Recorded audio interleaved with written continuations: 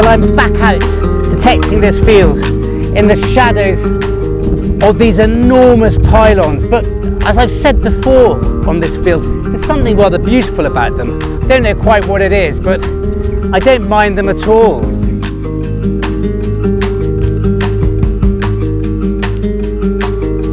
There's a little bit of interference with in my headphones, but it's not too bad. And I'm set up today to avoid digging anything particularly deep. I put the frequency up to 25 kilohertz, and because you can't get in too deep, I might as well just pick stuff off the surface and hopefully get smaller, nice bits and pieces using a higher frequency. But I found myself digging this enormous hole just for that. And I think it might be iron. I have actually located it at about 9 inches, but we'll see. And the reason I'm digging it is because I haven't been here very long and I've had a cracking start already. I found a little Roman bead, and I found, or Iron Age it might even be, and I found a little Roman coin. So it's just, I feel that in this area it might be worth having a little dig on stuff like that. But my God, it's hard work. And as I said in my last video, it's absolutely maddening because there's these whole back fill. As soon as you take a bit of stuff out, everything sort of crumbles back in again. Now, this is going to be hard work because I'm reaching the really baked stuff, and I don't know if I'm going to get into it or not, or I'll ruin it trying.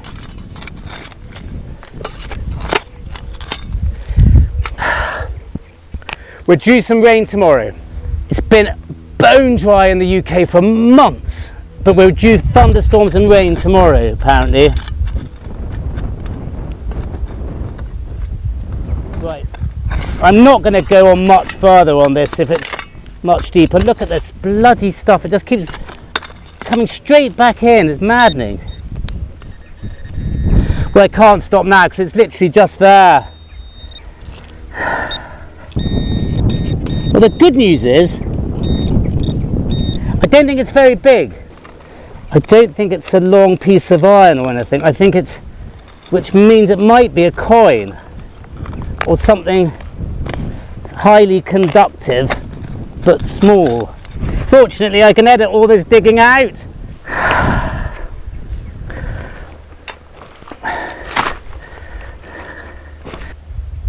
Well, my God, I don't know what it is. It doesn't look particularly old. It's a big, thick bit of bronze or copper. That was hard work. I turned the camera off because it was overheating. I'm overheating as well. Anyhow, let's have a look at these bits. There's a bit of very round lead with something perhaps on it. I don't know, but I have seen that before. I think that when things are mended, maybe pushing down with your fingers, or I mean, I don't know what makes that sort of design, but it looks like it could be something. I'll have to look into that when I get home. A little very glossy Roman coin, but I don't care. I haven't been here very long, and it's just a great sign. And one of my favourite things, as I've said in previous videos, a little bead. That's definitely not a bridal thing or anything like that. That is a bead. And they get a bit crumbly, these bronze beads sometimes, so I'm not going to try and get that out now. I'm going to take that home and put it in a thing of water. I rather like them just peeking out like that. I haven't found an awful lot of these, but they are my favourite things to find.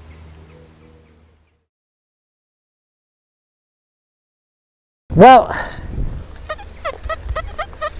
I've got something in a clod here. I've seen it, and after what I've just found, which I'm absolutely thrilled with, which I'll show you in a minute, I better record removing things from clods, because what I have just found I thought was a button, green button. I didn't think much of it, but just in here is something very green.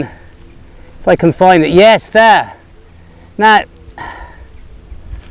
I just don't know, it might not be anything at all, but I thought I'd better just show you before taking it out. Just there.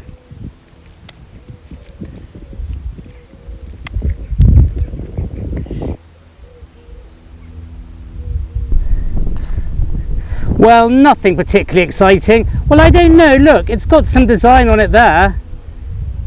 It feels a bit leady. Well, it's old, but I don't know what it is. I have to confess. Oh, as I said, after this,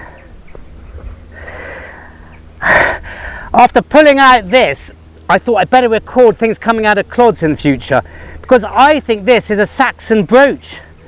I don't think it's Roman. I think it's called something like a short long or a long short. If it is Saxon, we'll take it back to headquarters.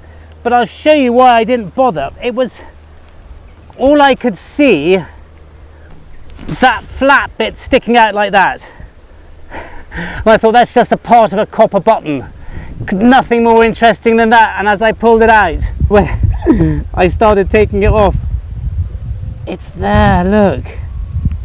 Oh, absolutely beautiful.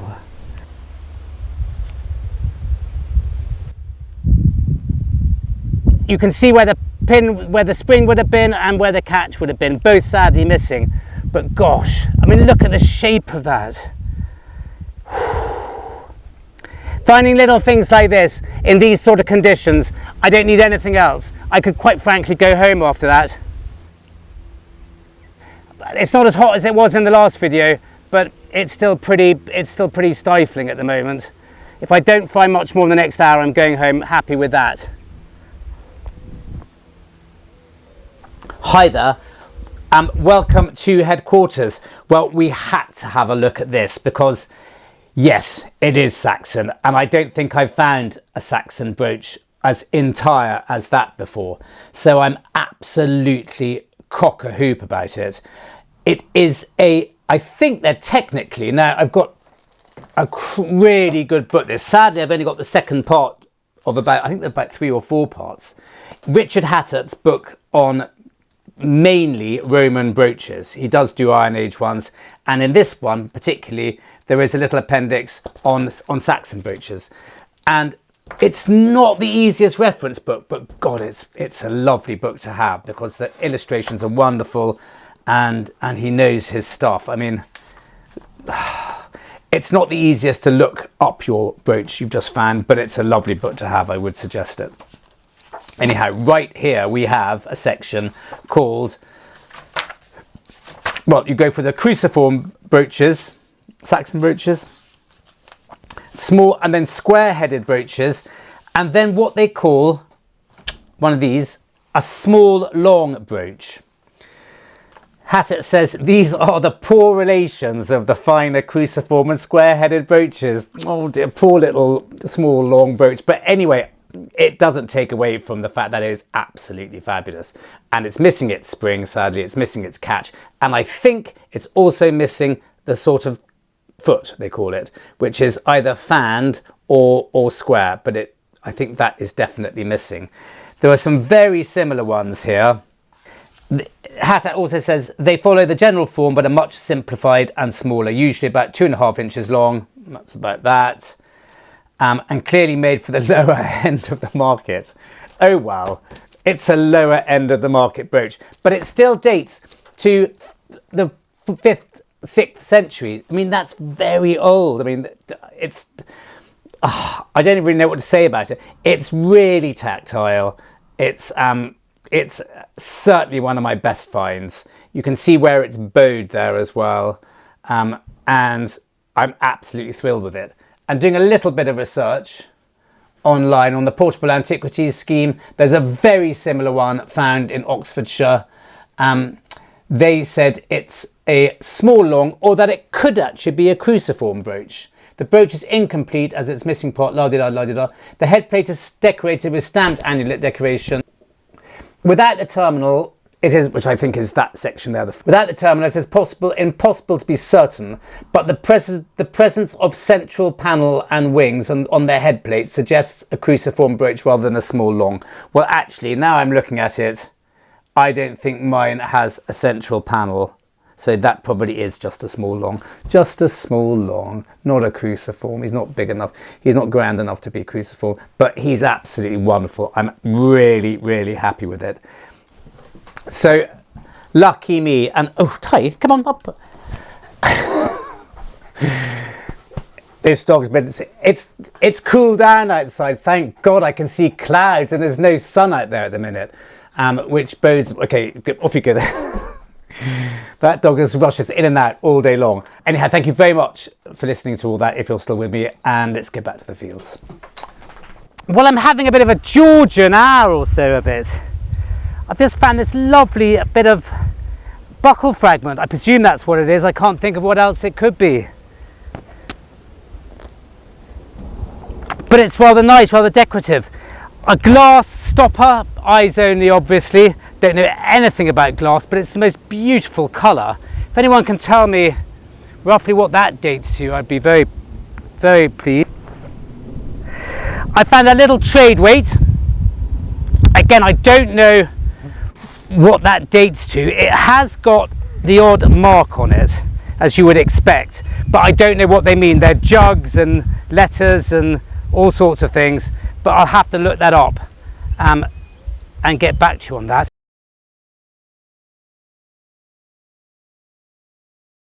And then one of these, I haven't found one of these in a long time.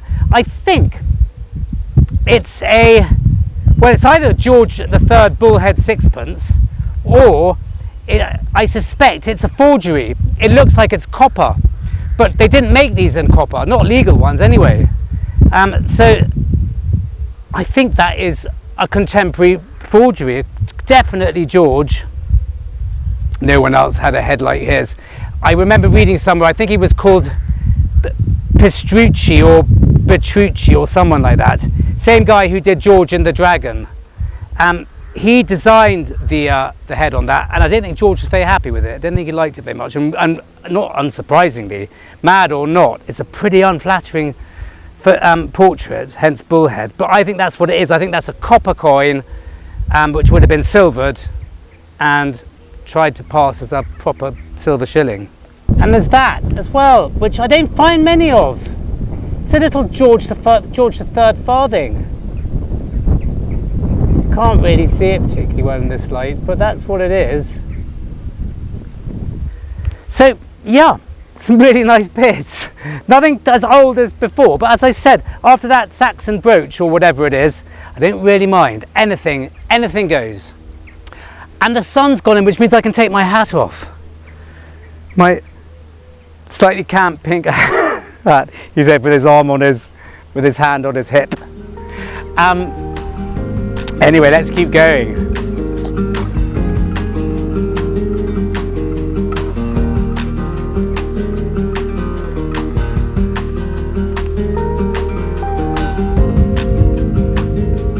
Well, I've just found something else rather precariously sticking out of a clod. And I'm not sure what it is, but it's got a little old sort of hoop to one side, little ring, and I'm not quite sure what's on the end.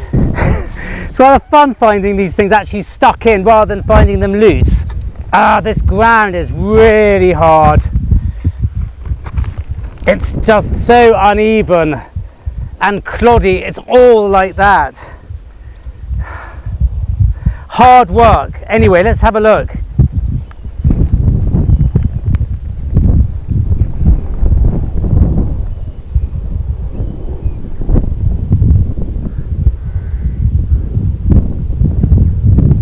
Got to be a bit careful. I don't want to.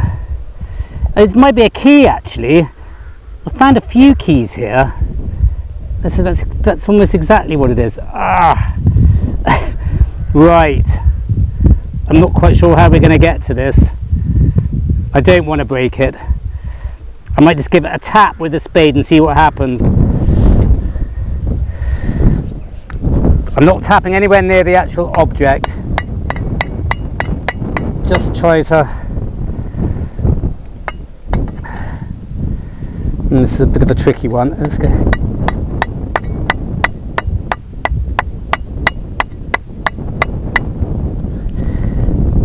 Break bits off at a time. Out. Yes, look, it's a lovely little key. And that's completely charming. It's in really good condition. I love finding these. I found about 5 keys in this field now, including that socking one I found last week. Very pleased with that, lovely.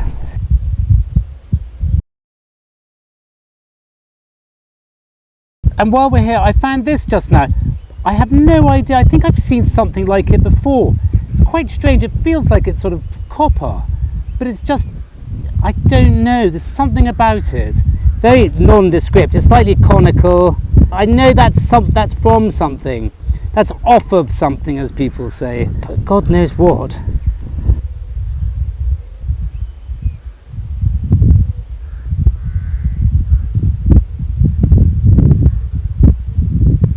Cool, the weather has come in proper, and they said it would, but my God, what a change in an hour or so. Wind has really picked up. It's coming quite heavily in from the west. I can feel it. It's been easterly until now, and the clouds are building up behind me, and they forecast thunderstorms, and I don't want to get struck down by lightning waving my metal around. So I'm going to dig this, which sounds very small and boring. But you never know, it might be a cut half or something, and then I'm going to go home. But a really, really good day. Well, it's just there it is. Ooh, gold! It's not gold, I don't know what it is, it's copper. It's a little copper button or something, or stud. Oh, can you imagine? I don't think it's gold, it doesn't weigh enough. I don't know what it is, it's not very old. Thank you very much for watching. It's so nice to be back out on these cultivated fields. I think we're going to have a really nice autumn. And see you next time.